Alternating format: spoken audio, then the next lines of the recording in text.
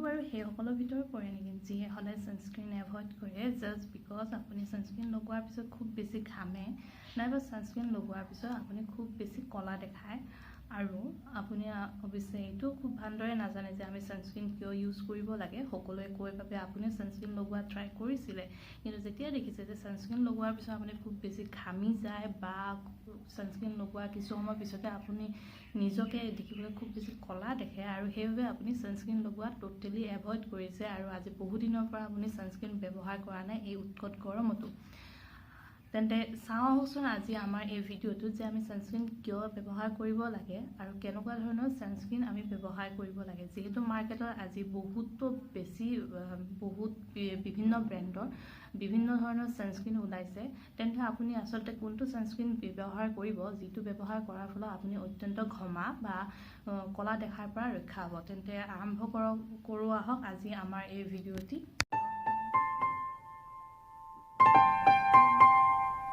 মই সান্তনা আপোনালোক আটাইকে স্বাগতম জনাইছোঁ আশা কৰিছোঁ আপোনালোক আটাইৰে ভাল সো ফ্ৰেণ্ডছ প্ৰথমতে আমি জানি লওঁ যে আমি ছানস্ক্ৰীন কিহৰ বাবে ব্যৱহাৰ কৰিব লাগে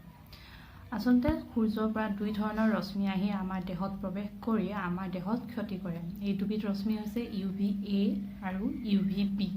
এতিয়া UVA আমাক কেনেদৰে ক্ষতি কৰে ক'বলৈ গ'লে আচলতে UVA UVBতকৈ বেছি ক্ষতিকাৰক UVA আমাৰ ছালৰ ভিতৰলৈকে সোমাই যায় আমাৰ ছালত বিভিন্ন ধৰণৰ ৰোগৰ সৃষ্টি কৰে UVAৰ বাবে আমাৰ শৰীৰত বয়সৰ চাপ পৰে যিখিনি আমাৰ বয়সৰ চাপ বা ছালখিনি ঢিলা হৈ যায় ৰিংকলছ পৰা বুলি কয় সেইখিনি UVA ৰশ্মিৰ বাবে হয় তাৰ উপৰি ছালত হোৱা কেঞ্চাৰ UVA ৰশ্মিৰ ফলতে হয় আনহাতে UVA ৰশ্মিৰ কাম এইখিনি আকৌ UVB ৰশ্মিয়ে কি কৰে UVB ৰশ্মি হৈছে আমাৰ ছালৰ ওপৰৰ লেয়াৰটো আমাৰ নষ্ট কৰে আমাৰ ছালত যে ক'লা পৰি যায় ৰ'দে পুৰা বুলি কওঁ সেইটো হয় UVB ৰশ্মিৰ ফলত এতিয়া চাব গ'লে UVA ৰশ্মি হওক বা UVB ৰশ্মি হওক দুটা আমাৰ শৰীৰৰ বাবে আৰু আমাৰ বাবে ক্ষতিকাৰক যেতিয়া আজি আপোনাৰ শৰীৰত UVA ৰশ্মি UVB ৰশ্মি সোমাইছে আপুনি কথাটো খুব বেছি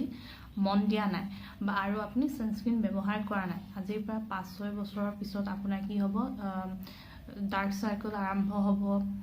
পিগমেণ্টেশ্যন ষ্টাৰ্ট হ'ব বা আজিৰ পৰা 10-20 বছৰৰ পিছতো আপুনি এইসমূহ সমস্যাৰ সন্মুখীন হ'ব পাৰে আৰু আপুনি বুজি নাপাব যে আপোনাৰ আচলতে সেইসমূহ সমস্যা কিহৰ বাবে হৈছে এইটো প্ৰসেস খুব লাহে লাহে হৈ থকা প্ৰসেস গতিকে আপুনি তৎক্ষণাতে গম নাপায় সেইকাৰণেহে আমি ছানস্ক্ৰীন লোশন সদায় ইউজ কৰাটো অত্যন্ত দৰকাৰী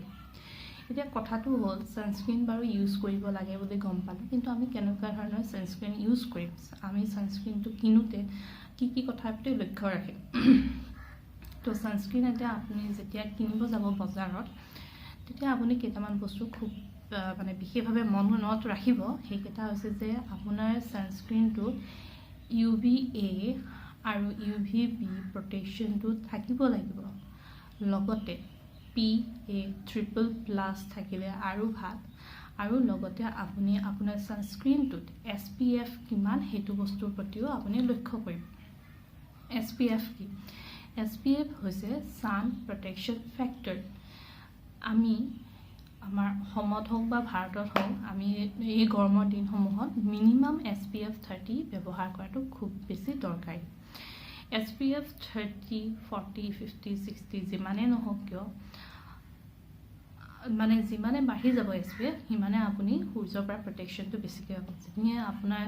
SPFটো 50 60 70 এনেকুৱা হৈ যায় তেতিয়াহ'লে আপুনি নিয়াৰলি 98 to 99%লৈকে আপুনি সান প্ৰটেকশ্যন পাব কিন্তু আপুনি মিনিমাম SPF 30 থকা ছানস্ক্ৰীন কিনিব এতিয়া কথাটো হ'ল কোনো এটা ছানস্ক্ৰীনে আপোনাক এইটো ক'ব নোৱাৰে যে সেইটো ছানস্ক্ৰীনে আপোনাক 110% বা 100% প্ৰটেকশ্যন দিব গতিকে আপুনি কোনো এটা এনেকুৱা এটা বিশেষ ব্ৰেণ্ডৰ পিনে নাযাব যোনে আপুনি দেখিছে যে সেই ব্ৰেণ্ডটোৱে আপোনাক কৈছে যে আপোনাক 100% আপোনাক দিয়ে সান প্ৰটেকশ্যন 100% কোনো দিব নোৱাৰে নিয়াৰলি 98-97%লৈকে আপোনাক সান প্ৰটেকশ্যন দিয়ে তাৰ লগতে আপোনাৰ যদি ছানস্ক্ৰীনটো মেটত হয়, আজিকালি খুব বেছি মেট ওলাইছে, তেতিয়াহ'লে ভাল হয়। কিয়? কাৰণ তেতিয়া আপোনাৰ মানে ছালৰ ওপৰত জেলৰ নিচিনা হয় বস্তুটো, ছালৰ ওপৰত থাকিব। ই আপোনাৰ অত্যন্ত বগাও নেদেখায়, অত্যন্ত ক'লাও নেদেখায়, যেনেকুৱা আছে তেনেকুৱাই থাকিব। আৰু যিসমূহ ছানস্ক্ৰীন লগোৱাৰ পিছত আপুনি 5 ছেকেণ্ডৰ ভিতৰতে খুব বেছি দেখিবলৈ বগা হৈ যায়, তেনেকুৱা ধৰণৰ ছানস্ক্ৰীন আপুনি এভইড কৰাই দৰকাৰ। কিয়নো যিটো ছানস্ক্ৰীনে আপোনাক 5 ছেকেণ্ডতে খুব বেছি বগা দেখাইছে, সেই ছানস্ক্ৰীনটোৱে আপোনাক 5 মিনিট পিছত অত্যন্ত ক'লা দেখাব। এতিয়া মই আপোনালোকক এটা ছানস্ক্ৰীন দেখাম, এইটো হৈছে লেকমি। ইয়াতে কি কি আছে আপোনালোকে চাই ল'ব পাৰে। ইয়াতে যেনে চাই আপোনালোকে দেখিছে UVA UVB আছে, লগতে SPF 30 আছে, লগতে PA++ আছে, আৰু লগতে আপোনালোকে যেন চাই এইটো দেখিব আল্ট্ৰা মেট লোশ্যন আছে, লাইট এণ্ড নন ষ্টিকি। তো আপোনালোকে যেতিয়া ছানস্ক্ৰীন কিনিব, আপোনালোকে মন কৰিবলগীয়া কথা এইকেইটা থাকিব যে কি কি UVA UVB চাব, লগতে SPFটো চাব, মিনিমাম 30, তাতকৈ কমত যাতে ব্যৱহাৰ নকৰে। তাৰপিছতে চাব যে PA++ হ'লে খুব ভাল, যদি ট্ৰিপল+ নাই আপুনি ডাবল+ হ'লে ইউজ কৰিব। আৰু লগতে এতিয়া এইটো হৈছে মেট, আৰু এইটো লটাছৰো পোৱা যায়, এনেকুৱা বেলেগ ব্ৰেণ্ডৰো ওলাইছে চাগে, আপোনালোকে বিচাৰি ল'ব। এতিয়া এইটো কেনেকুৱা হয়, এইটো হয় এনেকুৱা দেখিবলৈকে। আপোনালোকে কৰিব লাগিব কি, এইটো এনেকুৱাকৈ ঘঁহি দিব লাগিব। আৰু ছানস্ক্ৰীন লগাওঁতে খুব জোৰে জোৰে ঘঁহি নিব। আপোনালোকে কি জানে, যিহেতু 15 মিনিট 20 মিনিট আগতে ব্যৱহাৰ কৰিব লাগে। এইটো এইবাবে যে আপোনালোকে এনেকৈ খুব ধুনীয়াকৈ লাহে লাহে আচলতে এটা লেয়াৰহে ল'ব লাগে। তাৰপিছত ইয়াত 10 মিনিটমান দিব লাগে, যাতে ই গোটেই স্কিনটো এবজৰ্ব কৰি লয়, আৰু ই এখন আপোনাৰ স্কিনৰ ওপৰত এখন লেয়াৰ প্ৰস্তুত কৰিব। আৰু তাৰপিছত আপুনি যেতিয়া বাহিৰত ওলাই যাব, তেতিয়া ছান ডেমেজৰ পৰা আপুনি ৰক্ষা পাব। গতিকে আপুনি চাই ল'ব যে এইটো কেনেকুৱা। এতিয়া আপোনালোকে চাব পাৰে এইটো মোৰ এবজৰ্ব হৈয়ে গ'ল,